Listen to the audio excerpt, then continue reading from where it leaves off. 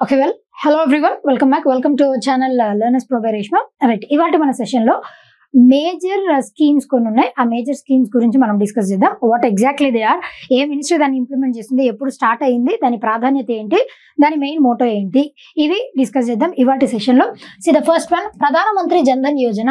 This comes under, ఇప్పుడు ఏదైనా ఒక సెంట్రల్ స్కీమ్ కానీ స్టేట్ లెవెల్ స్కీమ్ కానీ మనం చదువుకుంటున్నప్పుడు ఎగ్జామినేషన్ పాయింట్ ఆఫ్ వ్యూ మనకి ఏమైనా అడుగుతారు అని అంటే, ఏ ఇయర్ లో దానిని స్టార్ట్ చేశారు, ఎప్పుడు స్టార్ట్ చేశారు, ఏదైనా ప్రాంతంలో స్పెసిఫిక్ గా స్టార్ట్ చేశారు అని అంటే అది ఎక్కడ స్టార్ట్ చేశారు, అది కూడా ఇంపార్టెంట్.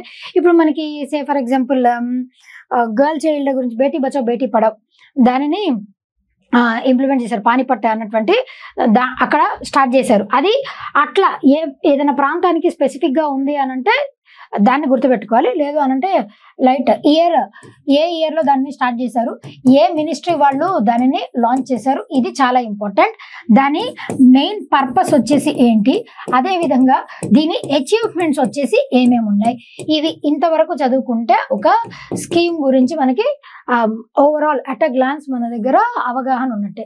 ఇక్కడ ప్రధానమంత్రి జన్ధన్ యోజన వచ్చేసి దీన్ని ఎప్పుడు లాంచ్ చేశారనంటే, it was launched on 28th August 2014.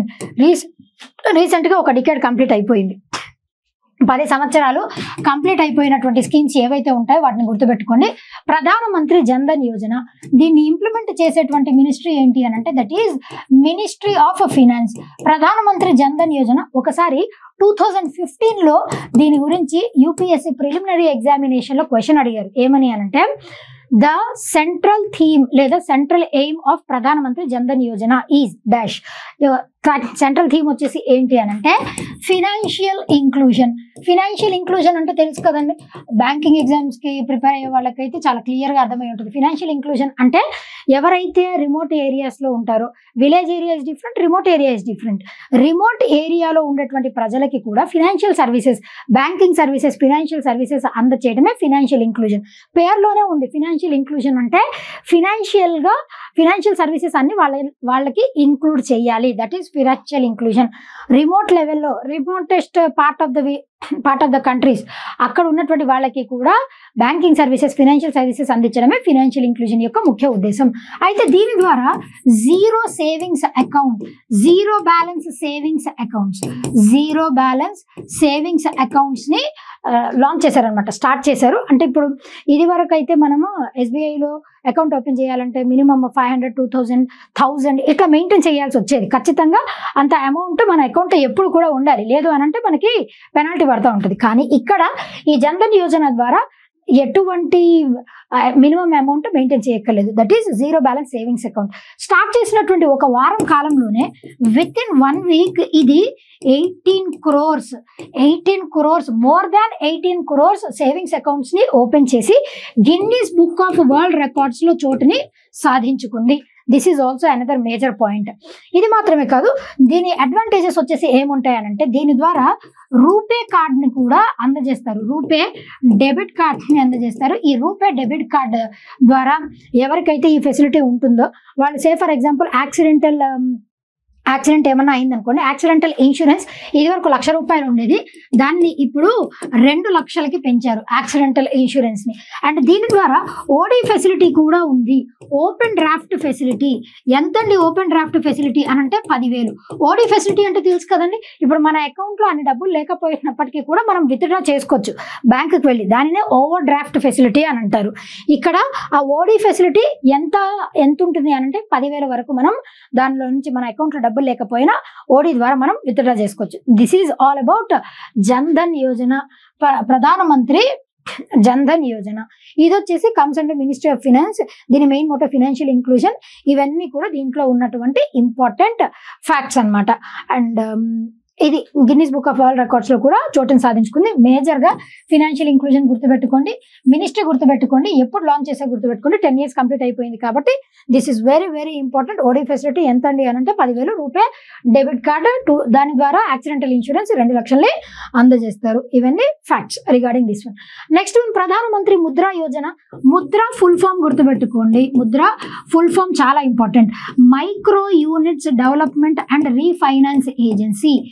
Micro units development and refinance agency. This is Mudra.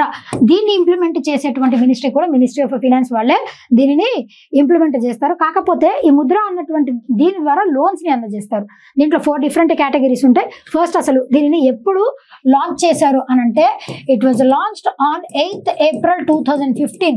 Recent గా ఇది కూడా ఒక డికేడ్ పూర్తి చేసుకుంది. ఈ ఇయర్ 8th April 2025 కి 10 సంవత్సరాలు కంప్లీట్ చేసుకుంది. ఇట్లా 10 సంవత్సరాలు ఏవైతే రీసెంట్ గా కంప్లీట్ చేసుకున్నాయో అవి అట్మోస్ట్ ఇంపార్టెంట్, ఎగ్జామినేషన్ లో మాక్సిమం అడగడానికి అవకాశం ఉన్నటువంటివి. Micro units development and refinance agency దీన్ని ఇంప్లిమెంట్ చేసేటువంటిది ఏది అని అంటే మినిస్ట్రీ ఆఫ్ ఫైనాన్స్. ఎప్పుడు లాంచ్ చేశారు? 8th April 2015. దీని మెయిన్ పర్పస్ వచ్చేసి ఏంటి అని అంటే మైక్రో స్మాల్ మీడియం ఎంటర్ప్రైజెస్ ఏవైతే ఉంటాయో ఆ ఎంఎస్ఎంఈస్ వాళ్ళందరికీ కొలాటరల్ ఫ్రీ లోన్స్ ఇవ్వడం. కొలాటరల్ ఫ్రీ లోన్స్ అంటే మీకు తెలియాలి. కొలాటరల్ ఫ్రీ లోన్స్ అంటే ఏంటండి? ఇప్పుడు మనం బ్యాంక్ వెళ్ళాం అనుకోండి, లోన్ కావాలి అని చెప్పేసి అక్కడ ఏదైనా షూరిటీ పెట్టమంటారు, ఏదైనా డాక్యుమెంట్ కానీ ఆస్తి పేపర్లు కానీ ఏమైనా షూరిటీ చూపించమంటారు. కానీ ఇక్కడ కొలాటరల్ ఫ్రీ అంటే ఎటువంటి షూరిటీ లేకుండా లోన్ తీసుకుంటే దాన్ని కొలాటరల్ ఫ్రీ లోన్ అని అంటారు. ఎంఎస్ఎంఈస్ కి మాత్రమే, మైక్రో స్మాల్ మీడియం ఎంటర్ప్రైజెస్ కి మాత్రమే ఇస్తారు. అగ్రికల్చర్ వాళ్ళకి ఈ లోన్స్ అన్నవి అప్లికబుల్ అవ్వవు. బిజినెస్ మ్యాగ్నెట్స్ కి ఈ లోన్స్ అనేవి అప్లికబుల్ అవ్వవు. ఇండివిజువల్ గా మైక్రో స్మాల్ మీడియం లెవెల్లో ఎవరైతే ఒక బిజినెస్ ని పెడదామని అనుకుంటారో అలాంటి వాళ్ళకి మాత్రమే ఇవి అప్లై అవుతాయి. పర్పస్ వచ్చేసి ఎంఎస్ఎంఈ కొలాటరల్ ఫ్రీ లోన్స్ ద్వారా వాళ్ళకి లోన్స్ ని ప్రొవైడ్ చేయడం. ఎస్పెషల్లీ రూరల్ ఏరియాస్ లో ఉన్నటువంటి మహిళలు దీని యొక్క ముఖ్యమైనటువంటి టార్గెట్. ఇంత 33 లక్షల కోట్ల కొలాటరల్ ఫ్రీ ముద్రా లోన్స్ ని అందజేశారు ఇప్పటి వరకు మోడీ గవర్నమెంట్. అండ్ దాంట్లో 70% దాంట్లో బెనిఫిషరీస్ 70% బెనిఫిషరీస్ అందరూ కూడా ఎవరున్నారంటే మహిళలే ఉండడం దాంట్లో విశేషం. అయితే దీంట్లో టోటల్గా 4 డిఫరెంట్ కేటగిరీస్ ఉన్నాయండి. ఇనిషియల్లీ అయితే 4 డిఫరెంట్ కేటగిరీసే. ఈ మధ్య రీసెంట్గా 5th కేటగిరీని కూడా ఇంక్లూడ్ చేశారు. ఆ 4 డిఫరెంట్ కేటగిరీస్ ఈ పేరు గుర్తుపెట్టుకోండి, దాని లిమిట్ కూడా గుర్తుపెట్టుకోవాలి. These are very important. First one వచ్చేసి ఏంటి అని అంటే దట్ ఈజ్ శిశు. తర్వాత సెకండ్ వన్ వచ్చేసి ఏంటి అని అంటే కిషోర్. థర్డ్ వన్ వచ్చేసి తరుణ్. 4 ఉన్నాయిలేండి. ఇనిషియల్లీ 3 ఉండేవి, దాని తర్వాత 4 చేశారు. తరుణ్, ఇంకొకటి వచ్చేసి తరుణ్ ప్లస్. శిశు ద్వారా ఈ కేటగిరీలోకి ఎవరైతే వస్తారో వాళ్ళకి ఎంతవరకు లోన్ ఇస్తారు అని అంటే 50,000 వరకు వాళ్ళకి లోన్ ఇస్తారు, అప్ టు 50,000. కిషోర్ కేటగిరీలో 50,000 నుంచి 5 lakh రూపీస్ వరకు లోన్ ఇస్తారు. అండ్ తరుణ్లో 5 lakh రూపీస్ నుంచి 10 lakh రూపీస్ వరకు లోన్ ఇస్తారు. తరుణ్ ప్లస్లో 10 lakh రూపీస్ నుంచి 20 lakhs వరకు లోన్ ఇస్తారు. ఇవి గుర్తుపెట్టుకోవడం కష్టమా అండి? శిశు, కిషోర్, తరుణ్ అంటే మన ఏజ్ లోనే. శిశు అంటే పిల్లాడు, కిషోర్ అంటే అడాలసెంట్, తరుణ్ అంటే యూత్ అని చెప్పి అర్థం. తరుణ్ ప్లస్ అట్లా దానికి తగ్గట్టుగానే ఈ పేర్లు కూడా పెట్టారు. శిశు, కిషోర్, తరుణ్. ఈ లిమిట్ కూడా గుర్తుపెట్టుకోండి. This is very important. 50,000 up to 50,000, తర్వాత 5 lakhs వరకు, తర్వాత 10 lakhs వరకు, తర్వాత 20 lakhs వరకు రీసెంట్ గా తరుణ్ ప్లస్ అనేటువంటి దాన్ని ఇంట్రడ్యూస్ చేశారు. ఈ 4 major schemes. Micro units development and refinance agency Mudra recent గా 10 years కంప్లీట్ అయింది. 8th April 2015 నాడు దీన్ని ఇంట్రడ్యూస్ చేశారు. అది దీని మెయిన్ పర్పస్ వచ్చేసి చెప్పాను కదా, కొలాటరల్ ఫ్రీ లోన్స్ అందజేయడం ఎంఎస్ఎంఈ వాళ్ళకి. Important, right. నెక్స్ట్ వన్ స్వచ్ఛ భారత్ మిషన్ గ్రామీణ్. స్వచ్ఛ భారత్ మిషన్ అన్నటువంటి ఈ కాన్సెప్ట్ ని ఎప్పుడు ఇంట్రడ్యూస్ చేశారంటే 2nd October 2014 దీనిని ఇంట్రడ్యూస్ చేశారు. 2nd October ఒక స్పెషాలిటీ ఉంది, దట్ ఈజ్ గాంధీజీ గారి బర్త్ యానివర్సరీ. గాంధీ గారు కలలు కన్నటువంటి భారతదేశాన్ని రూపొందించడానికి, అంటే స్వచ్ఛ భారత్ దాన్ని రూపొందించడానికి మన మోడీ గారు ఆయన పదవిలోకి వచ్చిన తర్వాత 2014 ఇండిపెండెన్స్ డే అప్పుడు ఈ ఆయన స్పీచ్ ద్వారా డెలివర్ చేశారనమాట. స్వచ్ఛ భారత్ మిషన్ అన్నదాన్ని మనం లాంచ్ చేయబోతున్నామని.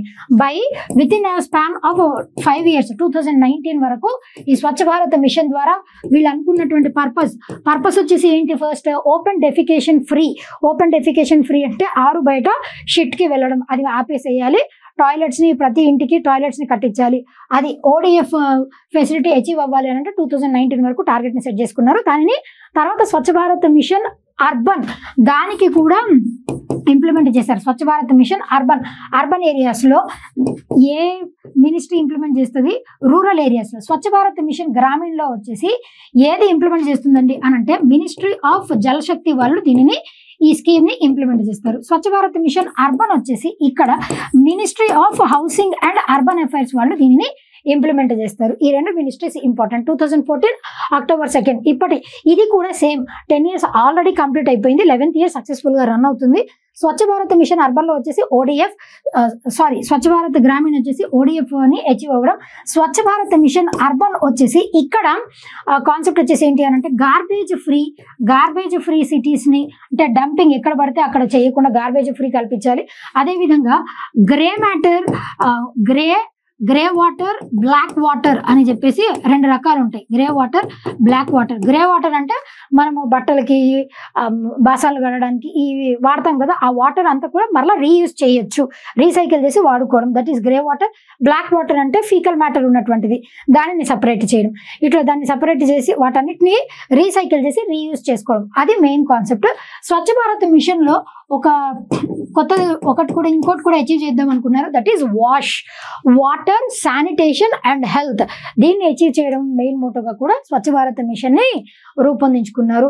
Ministries important. ఎప్పుడు లాంచ్ చేశారు, దీని మెయిన్ మోటో వచ్చేసి ఏంటి, ఇది కూడా అచీవ్ అయ్యారు. ఓపెన్ డెఫికేషన్ ఫ్రీ అండ్ దీంట్లో స్వచ్ఛ సర్వేక్షణ అవార్డ్స్ అన్నటువంటి వాటిని కూడా ఇంట్రడ్యూస్ చేశారు. ప్రతి ఇయర్ కొన్ని సిటీస్ ని స్టేట్స్ ని ఐడెంటిఫై చేసి అవార్డ్స్ ని కూడా అందజేస్తూ ఉంటారు. ఇదంతా Swachh Bharat mission 10 years already complete అయిపోయింది. It was launched on Gandhiji birth anniversary. ఇది this is all about Swachh Bharat machine.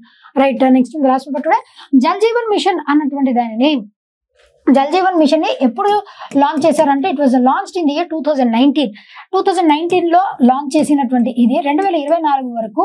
దీని ముఖ్య కాన్సెప్ట్ వచ్చేసి ఏంటి అని అంటే హర్ ఘర్ జల్, ప్రతి ఇంటికి కూడా డ్రింకింగ్ వాటర్ ని అందజేయాలి. ట్యాప్ వాటర్ కనెక్షన్స్ ని ప్రతి ఇంటికి కూడా అందజేయడమే ముఖ్య ఉద్దేశంగా దీనిని ఈ జల్ జీవన్ మిషన్ ని లాంచ్ చేశారు. It comes under which ministry అని అంటే మినిస్ట్రీ ఆఫ్ జల్ శక్తి కిందకి ఈ మినిస్ట్రీ వస్తుంది.